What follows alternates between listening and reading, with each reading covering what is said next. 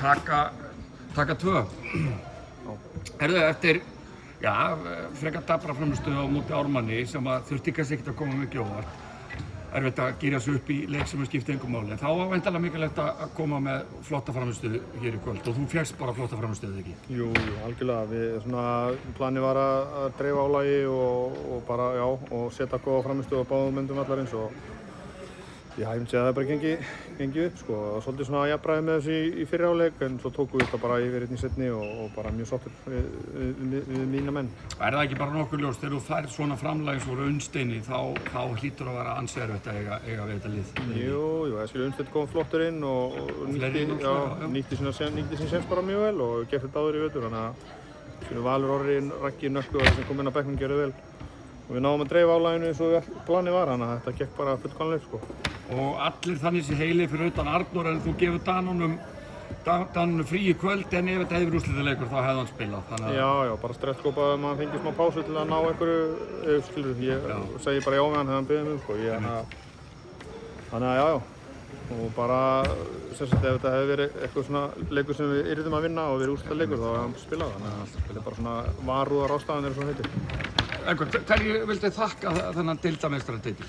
Voru bara einfaldlega gott lið og vel þjálfaðir?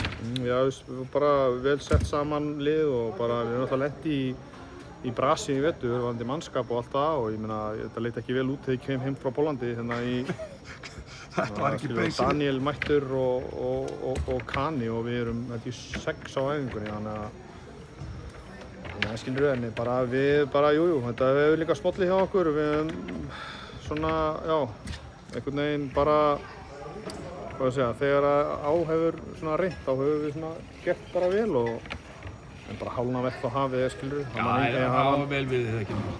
Skilur við, en það er bara mikilvægt líka að taka þetta og fá heimavöllin, við mikið tapað hérna í vetur og rosalega jákvæð og góð orka hérna í húsinu og... Já, ykkur líður vel þetta? Já, maður finnur bara fyrir milli svona jákvæðri og góð orku og þetta er afskaplega gott og bara gefur fólkinu og samfélaginu hellinga að þetta skuli vera hér og bara stendur mikið til og núna er það okkar að standa okkur og svona stelpuna líka. Fansónin í gamla salinn og maður finnur það alveg, það er mikið gleði og eftirvænting. Það er ekki bara von á miklu stöðu og ef þú svona aðeins rýnir inn í þið fáið Njarðvík, granna slagur, má ekki bara búast í stútfullum húsum á báða megin og bara líf og fjör. Jú, bara algjörlega og við bara, Njarðvíkingarnir bara með gott lið og að vera svona óvætnir kannski í vetur með nokkra leiki sem að tapa bara einu skoti til eða frá, þannig að þeir eru bara verður andstæðingar og gefum frí á morgun og svo bara undirbúningur fyrir það, sko. Og er ekki hættulegt með þetta vera númer 1, þeir númer 8, þetta virðist vera munur, en þetta er miklu minni munur en það ekki. Þetta er bara hörkugott lið og ef þið mætið ekki klárið þá lendið þið bara í vesinu, eða ekki? Það er eins og alla leiki, sko, þannig að þetta er bara þannig deilt. Það er bara að vera klappað og klárt og við þurfum bara framistöðu og eins og bara í öllum öðrum leikjum, þannig að við bara nálgumst þetta verkefni með virðingu og ætlum okkur sjálfsögðu áfram en það er bara fyrsti leikur annað hvort á miðvikudag eða 5. þannig að það er bara næsta verkefni. Til lukku með deildarmeistaratitilinn. Takk.